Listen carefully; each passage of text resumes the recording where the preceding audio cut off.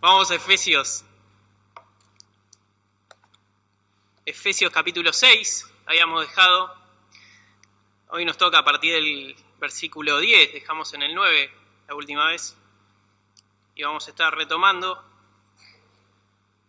esta lectura. Antes una breve introducción, ¿sí? Sobre la vida cristiana. ¿Sí? La vida cristiana, sobre todo aquella vida cristiana de un cristiano fiel, es una vida de batalla. ¿Sí? Nos encontramos con una relación proporcional. Cuando Dios más bendice al cristiano, ¿sí?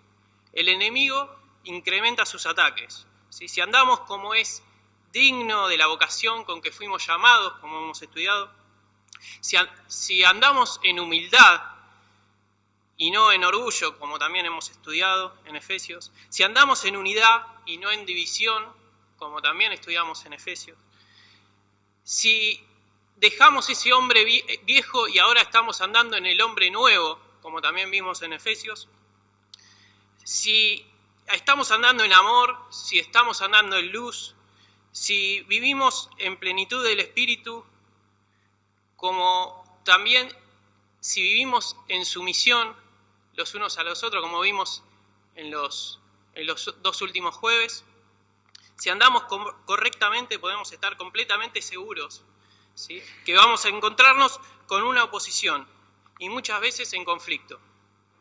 La vida del creyente, la vida del verdadero y fiel creyente se caracteriza por encontrarse en medio de una batalla, con una oposición que va a intentar por todos los medios desestabilizar.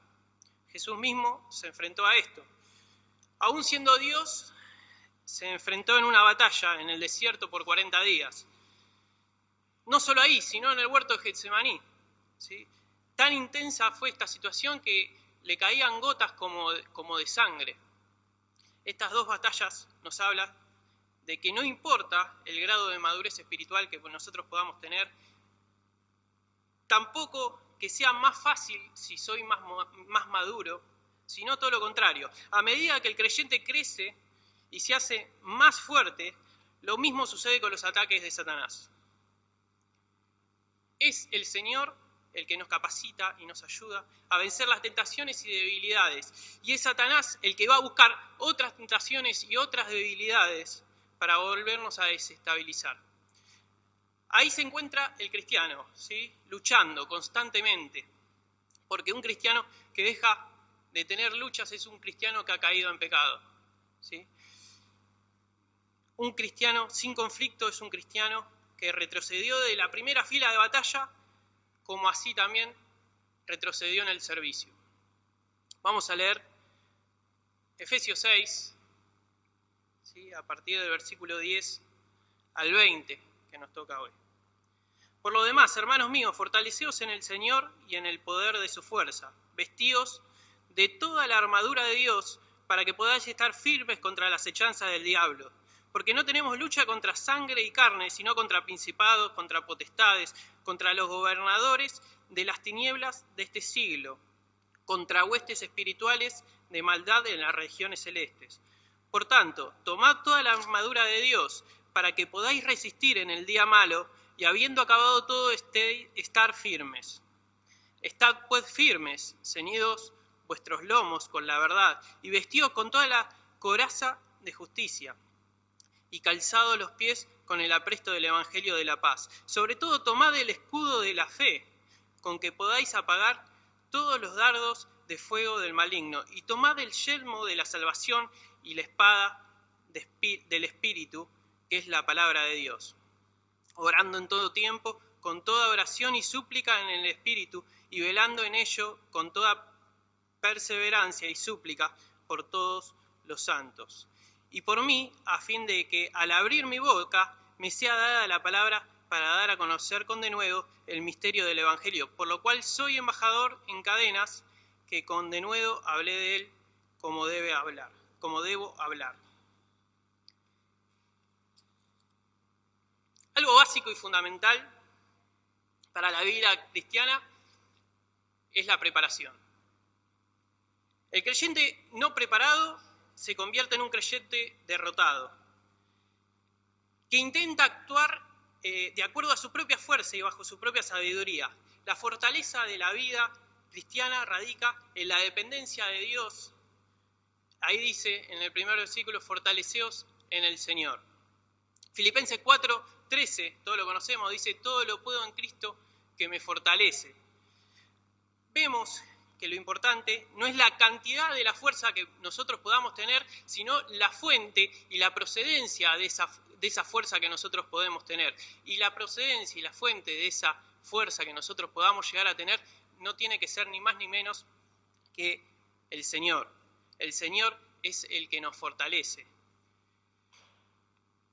En el paquete de gracia que nos otorga Dios, la fortaleza frente a los ataques está incluida, ¿sí? En este paquete de gracia, ¿sí?, Dios nos provee de la armadura de Dios. El versículo 11, se los releo, dice, vestíos de toda armadura de Dios para que podáis estar firmes contra las acechanzas del diablo. El cristiano debe vestirse con la armadura de Dios, con la armadura que Dios le provee, ¿sí? Y ahí dice vestíos. El término, en el lenguaje original, nos habla de una acción que se realiza una vez y por todas, ¿sí?, y tiene un resultado permanente.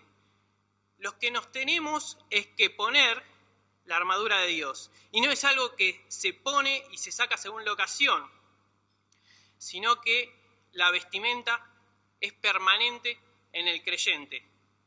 No es como un uniforme que uno llega a casa corriendo, se lo saca y se pone algo cómodo, sino que es un equipamiento permanente en la vida del cristiano. Esto me hace acordar al Don Quijote de la Mancha, ¿sí? Un fulano que se creía ser caballero y andaba por la vida en una época muy lejana a la medieval, vestido con una armadura brillante, con una lanza, y cada vez que entraba a un lugar, todos creían que estaba loco. ¿Podemos decir loco? Sí, por ahí sí. La cuestión es que el tipo iba con su armadura brillante, orgulloso de ser un caballero, ¿sí? La armadura se convierte en la única manera de vivir para el creyente. Si queremos lograr el objetivo, ahora, ¿cuál es el objetivo que tenemos? Ahí lo dice en el versículo 11, estad firmes, ¿sí? Cuando este concepto de estar firme se utiliza en un sentido militar, significa mantener una posición de importancia mientras está bajo ataque. Hay algo muy particular en esta batalla y que no se nos pide a nosotros que vayamos y ataquemos al enemigo, ¿sí?, que planteemos estrategias para controlarlo y reducir su fuerza, y no se nos pide que intentemos debilitarlo, sino que se nos pide estar firmes, ¿sí? Una actitud de alerta pero pasiva, ¿sí? Una actitud expectante de lo que haga el otro, el enemigo.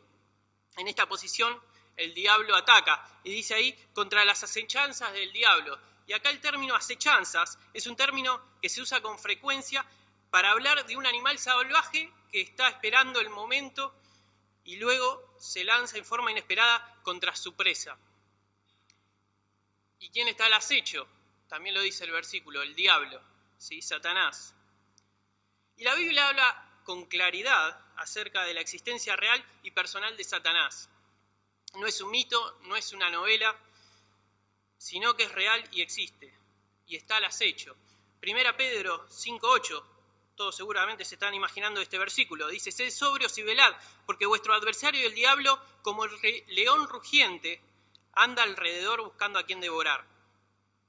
Ahí está esperando el momento para atacar, como con todo su arsenal de estrategias, incluyendo la estrategia más poderosa de todas, que es sembrar en el hombre que el diablo no existe, ¿sí?, que el diablo no es real.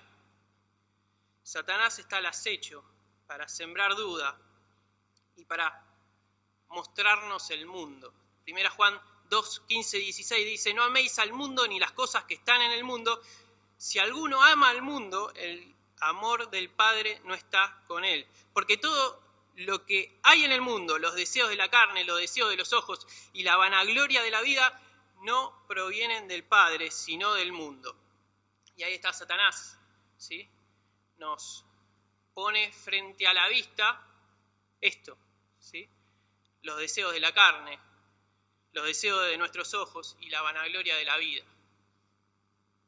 Ahora, ¿cuál es el objetivo de Satanás frente a esta batalla? Satanás no quiere otra cosa que lo que quiso siempre: obtener lo que Dios quiere y obtener lo que Dios tiene. Por eso es una batalla que nos excede a nosotros, ¿sí? ¿Por qué? Porque los ataques se basan en un pensamiento perverso de Satanás de ser como Dios, ¿sí? Y obtener lo que Dios tiene y obtener lo que Dios ama, que somos nosotros. De ahí parte que los ataques en esta batalla, ¿sí?, que plantea Satanás no son contra nosotros, sino son contra Dios. Cada ataque de Satanás a las personas tiene como objetivo perjudicar a Dios. El versículo 12 sigue diciendo: porque no tenemos lucha contra sangre y carne, sino contra principados, contra potestades, contra los gobernadores de las tinieblas de este siglo, contra huestes espirituales de maldad en las regiones celestes. El término que se utiliza acá para lucha se refiere a un enfrentamiento mano a mano, ¿sí? Específicamente a la lucha libre romana, ¿sí? Este tipo de lucha se caracteriza por las trampas y por la ilusión, con la diferencia que en la Roma antigua estas luchas eran de vida o muerte. Pablo acá nos recuerda que esta lucha no es solo contra Satanás, sino también contra todo un ejército de demonios, seres espirituales subordinados a Satanás. Acá nos describe Pablo que hay una cierta diferencia de niveles o de rangos, ¿sí?, como hay presidentes, gobernadores, intendentes. Bueno, lo mismo pasa en esta esfera espiritual, ¿sí? Hay diferentes rangos. Por otro lado, el ámbito en que se lleva a cabo esta batalla no es un ámbito físico, sino que es un ámbito espiritual, y es un ámbito invisible a los ojos. Y todo lo que no se ve es más peligroso. Y conlleva más riesgo que lo que es palpable y que se puede divisar a lo lejos y que se puede ver venir, ¿sí? Por eso es la importancia de siempre estar preparado. Por eso es la importancia de siempre estar vestido, siempre en alerta, siempre sabiendo que el que fortalece nuestra debilidad es Dios. Un guardia que ve a su enemigo y lo reconoce como enemigo, sería muy imprudente que salga corriendo a atacar al enemigo.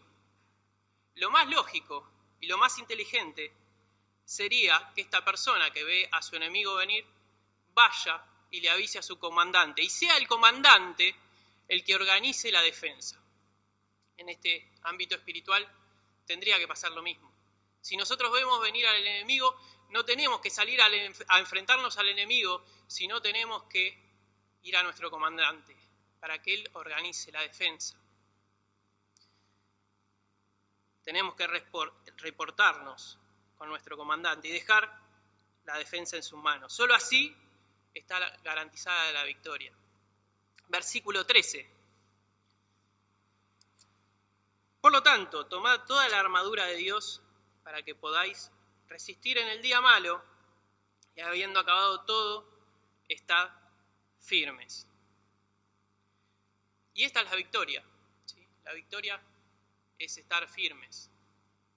Nuestra responsabilidad consiste entonces en resistir y en estar firmes. A Martín Lutero lo acusaron de hereje, ¿sí? Lo llevaron a que exponga sus argumentos en lo que se llama la dieta de Worms, en la que él defendía que los hombres son salvos por fe únicamente, solamente por fe. En esa exposición Lutero declaró: mi conciencia es cautiva de la palabra de Dios, sobre ella me sostengo, ¿sí? Más no puedo hacer. Todo creyente que es fiel a la palabra de Dios no puede hacer más que estar firme, ¿sí? Y acá vamos a ver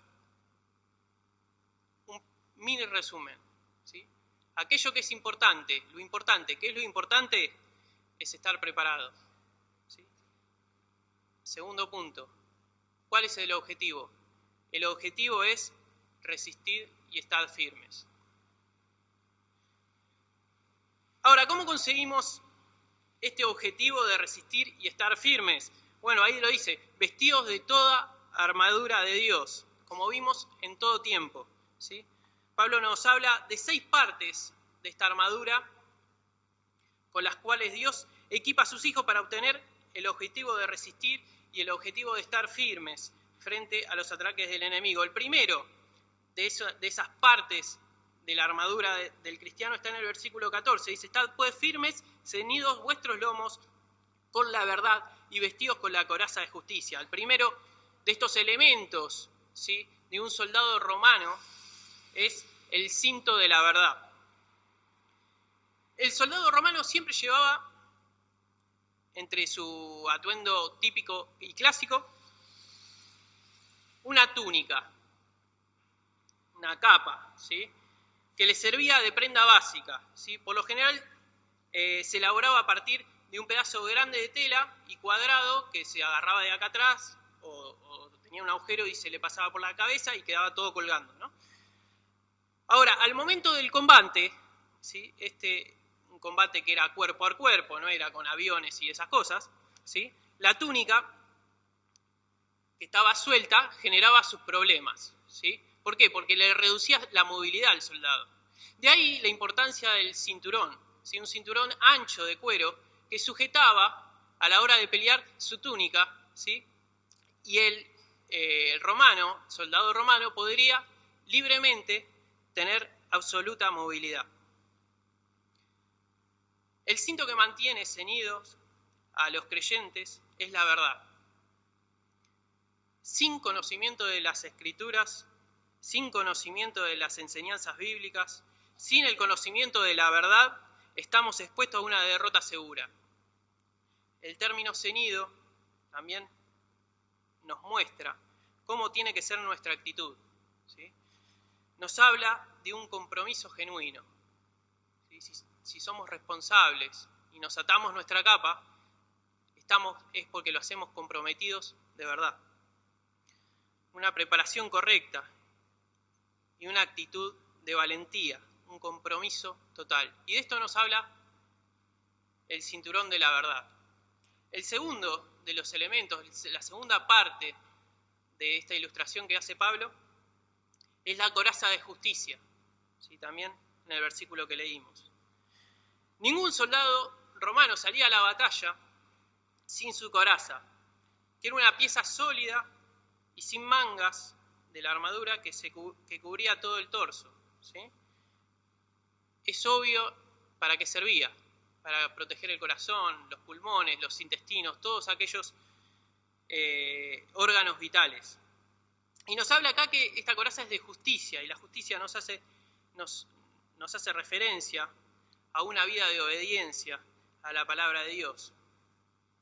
Esta parte de la armadura de Dios es la vida en santidad, de santidad, para lo cual Dios aporta los recursos para obtenerla. Dios aporta todo lo que necesitamos para que nosotros podamos conseguir la santidad. Y nosotros tenemos que tener la voluntad de conseguirla y de utilizar esos recursos. Una vida con falta de santidad trae como resultado la pérdida de recompensa. Romanos 13, 12, dice lo siguiente: la noche está avanzada y se acerca el día. Desechemos pues las obras de las tinieblas y vistámonos las armas de la luz.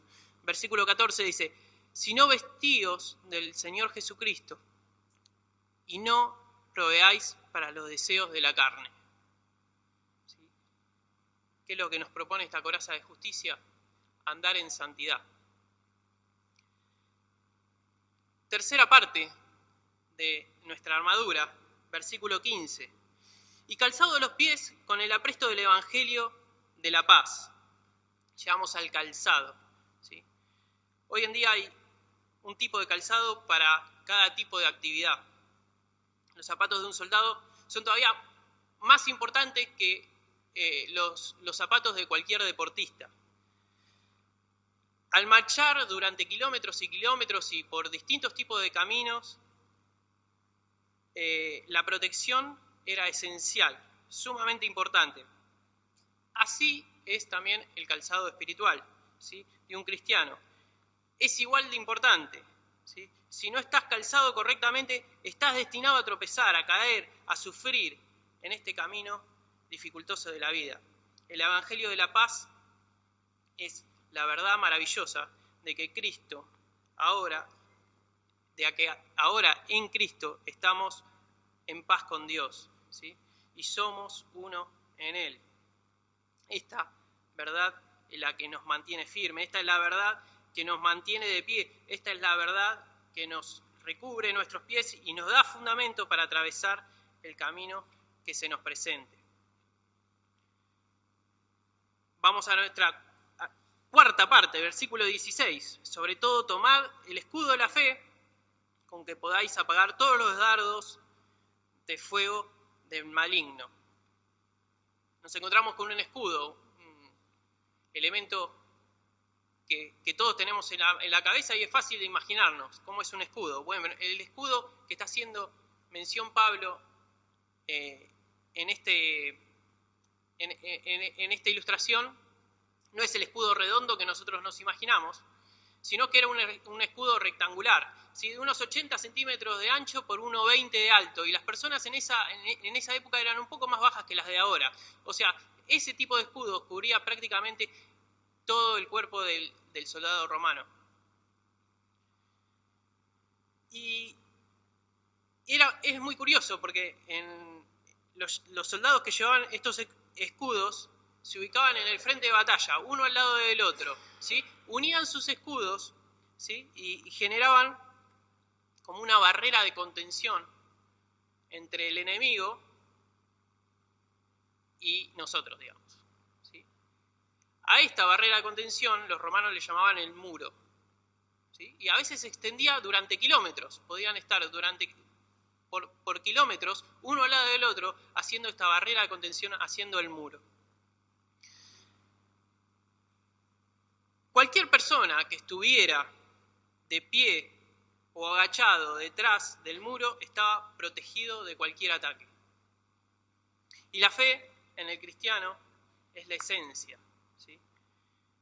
Creer que Dios existe, creer que Jesucristo vino al mundo a morir por nuestros pecados, creer que venció la muerte y resucitó, creer que nos va a venir a buscar, ¿sí? La fe es la que nos protege. Y la fe cristiana no falla, porque aquel en quien depositamos la fe no falla, ¿sí? Ahora, ¿de qué nos protege esta fe? ¿De qué nos protege la fe? Dice ahí: de los dardos del maligno, las flechas de fuego del maligno. Los dardos de fuego espirituales contra los cuales necesitamos protección son, en primer lugar, las tentaciones, ¿sí? Satanás bombardea con aquello que nos puede hacer daño. Si Satanás tiene como propósito hacer que los creyentes abandonen su confianza en Dios, clavar una flecha divisoria entre Dios y el hombre, ¿sí? La fe es nuestro escudo protector. Y podemos estar seguros de algo. Podemos estar confiados de que lo que es de Dios es de Dios. Y nadie lo puede arrebatar de la mano de Dios, ¿sí? Y esto es la seguridad que nos da la fe, ¿sí? el escudo de la fe. Vamos al quinto, también lo leímos, el yelmo de la salvación. ¿Qué es el yelmo? La función del yelmo es el de proteger la cabeza de cualquier herida, ¿sí? Era una especie de casco de metal que protegía la cabeza y parte de la cara, ¿sí? que tenía un plumerito arriba, no sé si lo ubican en los romanos. Bueno, el hecho es que el yelmo está relacionado con la salvación, indica que los ataques de Satanás están dirigidos a la seguridad y a la certeza que el creyente tiene. ¿Qué intenta buscar Satanás cuando ataca a la cabeza, al yelmo? Bueno, desestabilizar su seguridad. Seguridad que trae la salvación. Y hay tres aspectos de la salvación desde nuestro ámbito humano, ¿sí? En el cual nosotros tenemos protagonismo, que hemos visto en mensajes anteriores, pero está bueno repetirlos. El primer aspecto de la salvación, que es el que más fácil relacionamos nosotros cuando hablamos de salvación, es el de la justificación. Confiar en Jesucristo, confiar que Jesucristo salva de inmediato. Confiar en Jesucristo salva de inmediato del pecado, del castigo del pecado. Es una acción que se lleva a cabo una vez, nosotros nos arrepentimos, le pedimos perdón, y por lo general, en la mayoría de los que estamos acá, fue en el pasado, ¿sí? Una acción, un acto particular en el que confiamos en Cristo. Un acto que no necesita ser repetido porque estamos seguros. Y dice Romanos 8:1 que hemos sido salvos para siempre de la condenación. El primer aspecto es la justificación, ya lo hemos hablado muchas veces. El segundo aspecto, también, yo puedo asegurar que lo vimos porque yo lo dije, ¿sí? El segundo aspecto de la salvación es la santificación. Involucra nuestra vida en la tierra, ¿sí? Nuestra transición en la tierra. Y en esta transición en la tierra experimentamos cierta libertad, ¿sí? Cierta medida de libertad frente al poder dominador del pecado, ¿sí? ¿Se acuerdan que hablábamos de vieja naturaleza y nueva naturaleza? Bueno, de esto mismo estamos hablando ahora. Ahora estamos bajo la gracia, ¿sí? Y el pecado perdió el señorío, ¿sí? Y el dominio sobre nosotros. Ya no somos esclavos del pecado, somos siervos de Dios. El segundo aspecto entonces es la santificación. Y el tercer aspecto de la salvación es un aspecto futuro, ¿sí? El de la glorificación. También puedo decir que lo vimos porque también lo di yo, que cuando hablamos de la redención de la propiedad adquirida.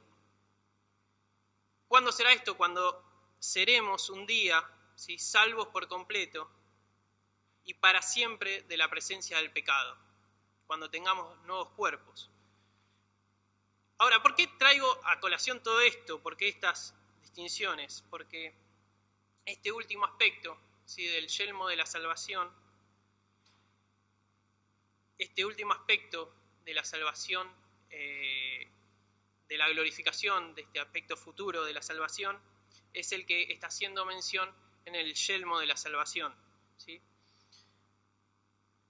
Y ahí es donde se construye la fortaleza real del yelmo que protege la fe del creyente. Si perdemos por completo la esperanza en la promesa futura, ¿sí? No puede haber seguridad en el presente. Lo repito, si perdemos la esperanza en la promesa futura, no puede haber seguridad en el presente.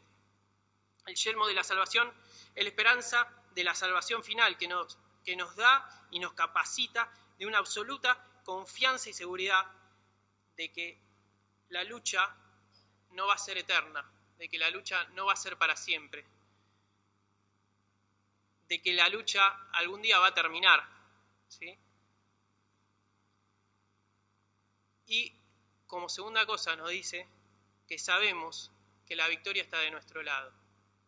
Entonces podemos estar convencidos de que es verdad, estamos en lucha, pero que la lucha tiene fecha de vencimiento, ¿sí? Y podemos estar convencidos de que la victoria está de nuestro lado. Ese es el yelmo de la salvación. Vamos al sexto y último, que también lo leímos. No. Sí, la espada del Espíritu, que es la palabra de Dios. La espada a la que se refiere Pablo es una espada que se llama madeira, o como se pronuncie, ¿sí? Que tenía diversas longitudes, entre 15 y 30 centímetros. Era la espada común que llevaba el soldado romano que iba a pie, ¿sí? Y también era el arma principal de combate cuerpo a cuerpo. Siempre estaba al alcance de la mano, lista para usar. La espada del Espíritu no se trata de una espada física diseñada por mentes humanas ni fabricada por manos humanas, sino un arma espiritual perfecta, de origen divino. El Espíritu Santo es el origen de esta espada, ¿sí?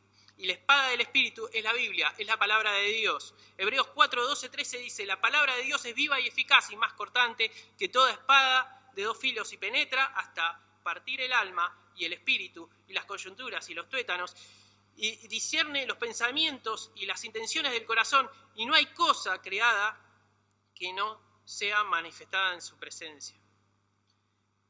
La palabra de Dios. Es para destacar que para el término palabra, Pablo no utiliza justamente la palabra que nosotros conocemos logos, que es familiar para nosotros, sino que usa otra palabra, ¿sí? ¿Qué significa logos? ¿Sí? Se refiere a declaraciones o mensajes generales. El término que utiliza Pablo es rema, que se refiere a palabras individuales o declaraciones particulares y específicas. ¿Qué nos está diciendo acá Pablo? Pablo nos habla sobre que el conocimiento, que no está haciendo referencia a un conocimiento general de la palabra, sino a un conocimiento de verdades específicas, puntuales, para contrarrestar el ataque puntual del enemigo, ¿sí? Verdades precisas, así como utilizó Jesús en el desierto, verdades precisas para contrarrestar los ataques precisos del enemigo. Bueno, lo mismo está diciendo Pablo acá, ¿sí? Tenemos que saber la Biblia, sí, pero tenemos que ponerla en práctica con precisión, ¿sí? Como se utilizaba esta espada, ¿sí? Una espada de precisión. Bueno, así tenemos que utilizar nosotros la Biblia, con precisión. Necesitamos aplicar verdades específicas para contrarrestar falsedades específicas. Y la espada del Espíritu es el arma precisa para esto. Me quedan 3 versículos. Vamos a resumir. El último aspecto, fuera de esta ilustración que nos hace Pablo del soldado romano, está en el versículo 18 al 20, vamos a leerlo rápidamente, sin mucho comentario porque ya lo hemos visto en otra oportunidad. Orando en todo tiempo, con toda oración y súplica en el Espíritu, y velando en ello, con toda perseverancia y súplica por todos los santos, y por mí, a fin de que al abrir mi boca me sea dada palabra para dar a conocer con denuedo el misterio del Evangelio. Por lo cual soy embajador en cadenas, que con denuedo hable de él como debo hablar. El último aspecto que nos trae Pablo es el de la oración. Fundamental la oración para la vida del cristiano. Fundamental la oración para preservar la vida del cristiano. Y no me voy a extender más con este tema, tengo algunas cosas más, pero vean en YouTube el mensaje de Rubén, Orad sin cesar, búsquenlo, y ahí van a tener todo un estudio sobre la oración. Nos quedamos con el soldado, ¿sí? Pero ustedes saben que no importa lo que yo hablé durante 30, 35 minutos. Lo importante son los últimos dos, el resumen. Vamos a ver si anda esto. Primero vimos que a mayor fortaleza, por más que nos creamos súper cristianos, mayores van a ser los ataques, ¿sí? Y que no tenemos que confiar en nuestra fortaleza, sino que tenemos que basarnos en la fuente de nuestra fortaleza tiene que ser Dios, ¿sí? Tiene que ser el Señor. A mayor fortaleza, mayores ataques. Pero a mayor fortaleza, Dios va a estar más en nosotros, ¿sí? Y los ataques no nos van a hacer daño. Segundo, vimos lo importante. ¿Qué era lo importante? Estar preparado. Lo importante es estar preparado. Y esto es lo que se tiene que llevar hoy. ¿Qué es lo importante? Tenemos que estar preparados, ¿sí? ¿Y cuál es el objetivo? ¿Sí? El objetivo no es ni más ni menos que resistir y estar firme. No es ir al ataque, no es hacerse loco, ir a batallar solo, sino somos llamados no a pelear, sino a resistir. Somos llamados a estar firmes. Y vimos la armadura de Dios, ¿sí? Que Pablo nos ilustra. Y no veo nada, olvídense que pueda llegar a leer. El primero era el cinto de la verdad. ¿Qué nos hablaba del cinto de la verdad? De un compromiso genuino que nosotros tenemos que tener. Segundo, vimos la coraza de justicia, que nos hablaba de que nosotros tenemos que andar en santidad, que tenemos que andar en obediencia, ¿sí? A Dios. Tercero, vimos que el calzado con el apresto del Evangelio de la Paz, que es nuestro fundamento, ¿sí? Y ese fundamento es la reconciliación con Dios. Cuarto, vimos el escudo de la fe. Y creer es el principio de todo, ¿sí? Creer que Dios existe, creer que Jesucristo es Dios, creer que Él vino a morir por cada uno de nosotros, creer que resucitó, ¿sí? Y creer que nos viene a buscar. Ese es el fundamento de todo, la fe. Quinto, el yelmo de la salvación. Y esto nos hablaba de una esperanza segura que tenemos cuando estemos ya libres del pecado, ¿sí? Sexto y última, la espada del Espíritu, que es ni más ni menos que la palabra de Dios, pero la palabra de Dios usada con precisión, ¿sí? Para defendernos de los ataques certeros, ¿sí? Utilizando correctamente la palabra de Dios. El último aspecto que vimos es el de la oración, ¿sí?